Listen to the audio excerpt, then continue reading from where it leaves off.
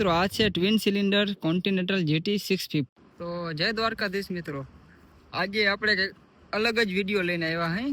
આજ દિવસ સુધી આપણે ડેઈલી બ્લોગના અને એવા બધા વિડીયો નાખ્યા, પણ આજે આપણે લઈને આવ્યા હે ધ લેજેન્ડરી બાઇક GT 650 નું રિવ્યુ. આ એના ઓનર હે, આ એક બીજી ગાડીના ઓનર હે, અને એ ભાઈનો વિડીયો કાલ આવશે, આજ નહીં આવે. આ છે ધર્મેશભાઈ ઉર્ફ ધમો, જે આ ગાડીના ઓનર છે.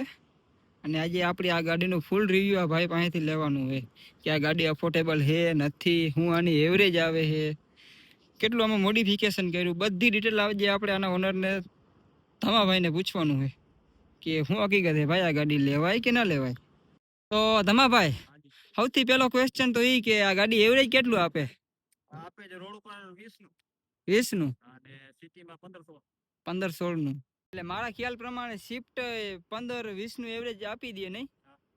તો એવું તો હું આમાં ગમ્યું કે તમે શિફ્ટ નો લીધી ને આ ગાડી લીધી? આ ગાડી એક મિનિટ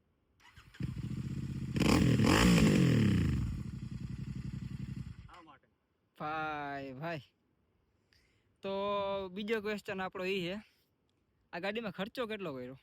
આ ગાડીમાં પહેલો તો સાયલેન્સર તમને કેટલાનું પડ્યું? આ જે 12000 12,000 નું સાયલેન્સર, ખાલી 12,000 નું સાયલેન્સર.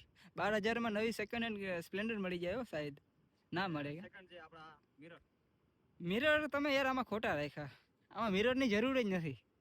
આની જે ટાંકી છે ને આમાં બધું પાછળનું દેખાય, આમાં તમારે મિરર હાવ ખોટા રાખ્યા, મિરરની જરૂર જ નથી. દેખાય કે ન દેખાય ટાંકીમાં પાછળનું? આ તો શું કામ મિરર રાખ્યા? ગાઢ નાખ કરતા હોય ને તો જોઈ. ના ભાઈ, મિરર કમ્પલસરી છે, અને મિરર અને હેલ્મેટ આ બે વસ્તુ ગાડીમાં રાખવી જ જોઈએ. તો તમને 12,000 નું તો સાયલેન્સર પડ્યું, બરોબર? બીજો શું ખર્ચો હોય? બીજો મિરરનો કેટલો ખર્ચો? 3,000 ના મિરર. ભાઈ અને આ સાયલેન્સર ક્યુ છે? આ છે AEW ભાઈ AEW ઇન્ડિયા. 12,000 નું તમને સાયલેન્સર પડ્યું, 3,000 નું તમને મિરર્સ પડ્યા. પછી બાકી એ સિવાય કાંઈ છે નહીં, નાની મોટી વસ્તુ છે. જો ટાયર કંપનીના છે, કંપનીના જ ટાયર છે. તો ધમાભાઈ, કેટલો ટાઈમ થયો આ ગાડી તમે વાપરો એને? અને થયો 10 મહિના 9 મહિના 9 થી 10 મહિના. તો શું કહેવાય, આ ગાડી લેવાય કે ના લેવાય? લેવાય, પણ તમારે જો સિટીમાં રાઈડ કરવું હોય તો આ ગાડી ના લેવાય એમ, કેમ કે આનું સ્ટાન્સ એવું છે, હિટિંગ પોસ્ચર છે ને, એટલે સિટીમાં ના હાલે, બેલેન્સિંગ નો થાય એવું કાંઈ કે? અને પાછું વજન છે 214 કિલો વજન. સિટી માટે આ ગાડી કમ્ફર્ટેબલ નથી કદાચ. લોંગ રાઈડ માટે તમારો શું રિવ્યુ? કેટલા કિલોમીટરની તમે લોંગ રાઈડ કરી આ ગાડીથી?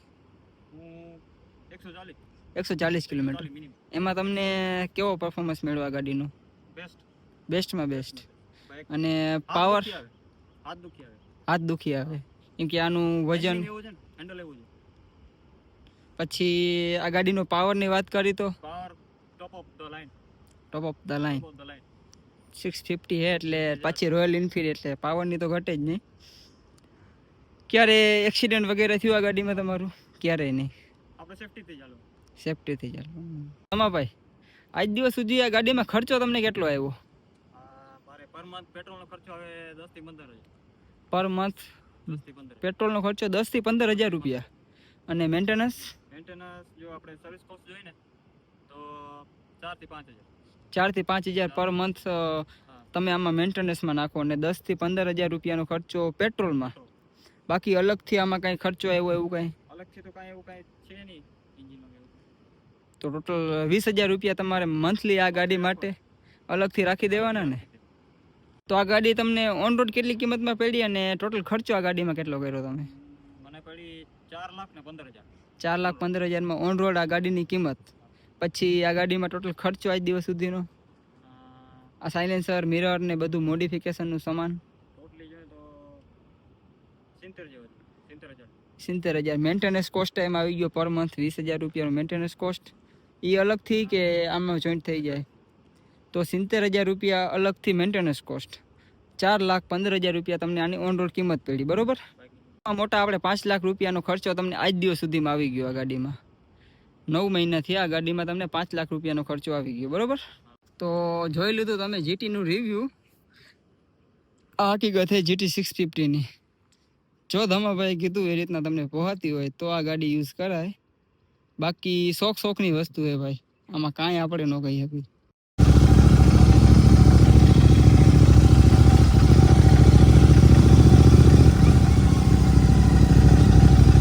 હમણાં મેં 1.5-2 કિલોમીટર આ ગાડી હાંકી અને એક વસ્તુ આ ગાડીમાં મને યુનિક અને નોટિસ કરવા જેવી લાગી એ હતી, આ ગાડી નેકેડ સેગમેન્ટમાં છે પણ ટૂંકમાં રેસિંગ ટાઈપની ફિલિંગ આવે.